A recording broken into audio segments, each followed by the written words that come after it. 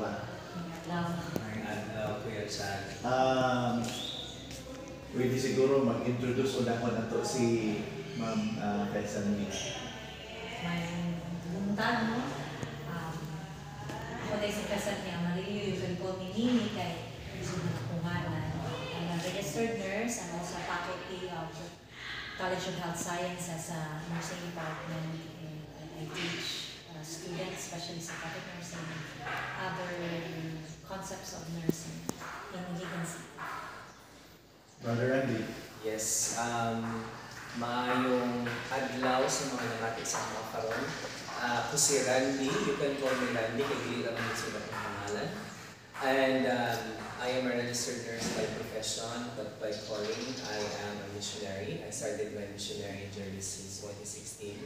So I still is an evangelist sa Amazing Facts na dito sa Philippines, based in Manila.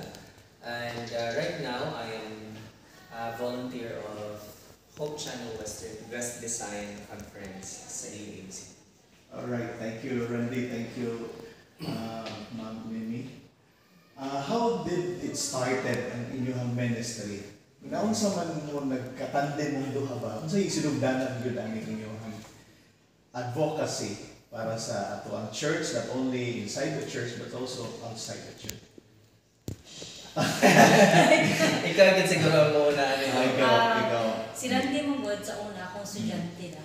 Akong estudyante na sa una sa nursing. And he sings well and he started a group. And himo ko nila o advisor sa singing group niya. And also, there was a time na I prayed na, Lord, give me a ministry. Okay. That you can place me where you can use me best. So kato, first, ikuha ko nila advisor sa singing group. And so, that's when we got to know each other. Pero kwan pa to, dili pa to like ministry ng singing group pa to. Okay. Na singing group. And so, that's how we become close, and that's where I knew his struggle as a faculty also.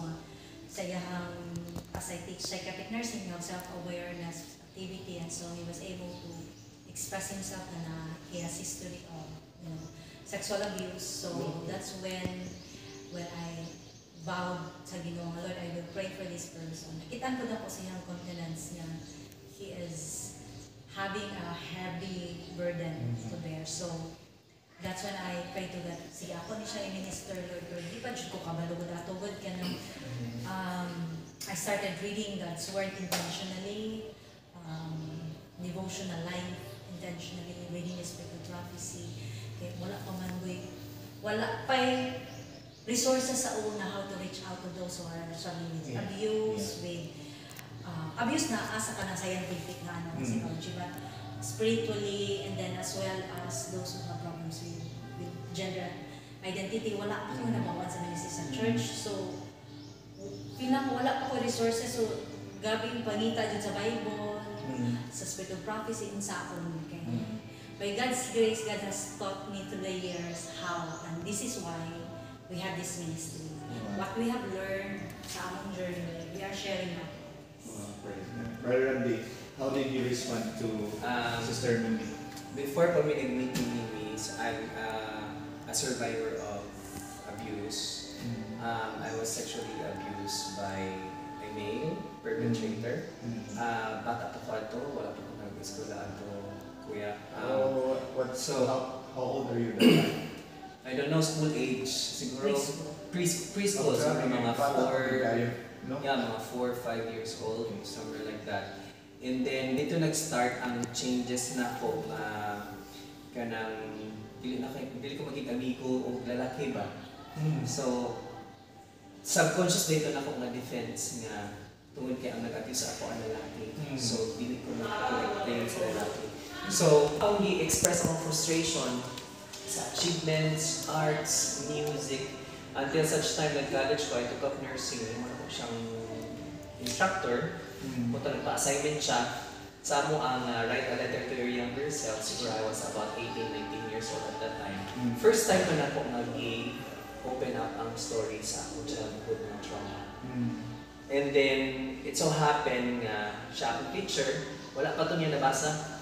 Kaya nabasa lang niya itong nag-pray na siya nga tagaan siya sa Ginoo ministry, and then na siya impression na ako ang answer sa prayer. Ipangita niya to ako assignment, dito niya nabasa ang akong life story, and that's how she dedicated sa Ginoo na magkamit siya to pray for me. Wala, o dili ko aware.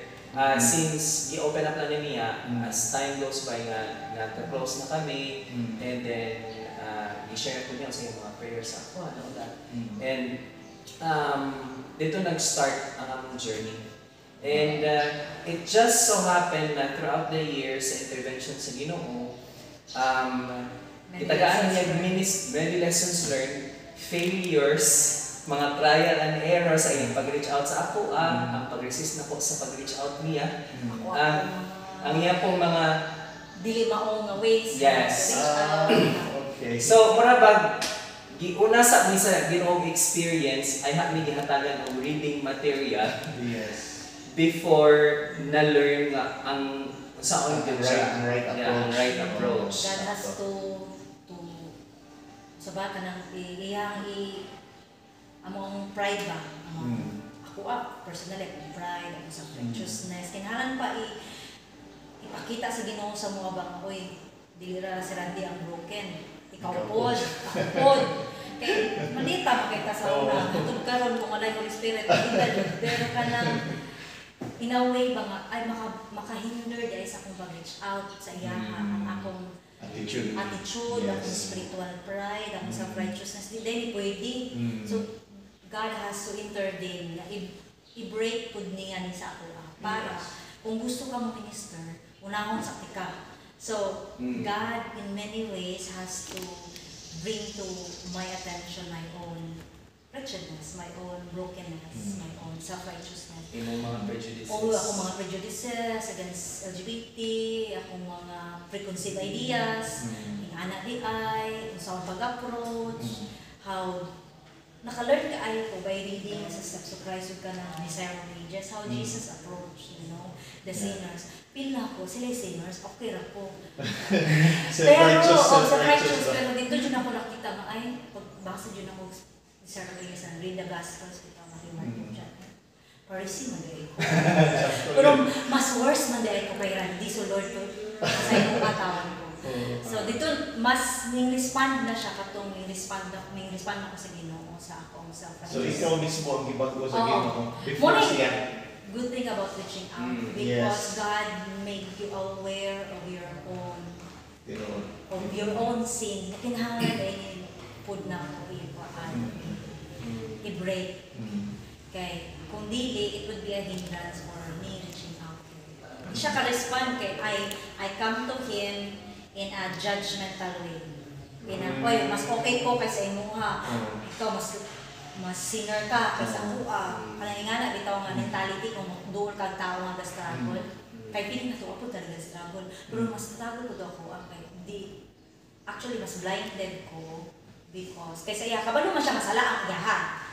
I mean, he's really aware na sala ako dili ko aware na ay sala din yung feeling na ako mas okay ko sa iyaha, na mas righteous ko sa iyaha kay pinungtan ko man daw shot na okay ko tanan diri pero ang ako di ang concept na so I don't need a savior kay okay man ko. So God break me to let me understand na I need ko din ako si Jesus. Need ko din ko bago na kung kinaian merciful ko sa una. Forgiving and self-righteous and gracious because feeling na ko, okay man ko. Tulis gahito, di ko mag-inom, di ko matuksinin. Dahil tanan, maayos ang bintista, okay kayo. Hindi mo nag-checklist na. Murag ng checklist pa. Sabi na ko, okay ra dito. Ako'y sala kayo. Pero ikaw makasasala. Oo, kung maluwas na siya, naku. Di ba kanina nga ang attitude ba? Kuan na siya ka, nasatol, kaya nasa ato ang ordinary Adventist family. We're deep within the it's the most subtle. These are the people, kung naapa ko kay Jesus time, siguro ako dito naging crucify Him. Dito dito ko naghilak, dito pagka-realize na ako sa Desire yung mabasa na ako. Alam mo, if Jesus was here, I will be the first one who will say crucify Him. Randy would have to be like Mary Magdalene. I would be the one.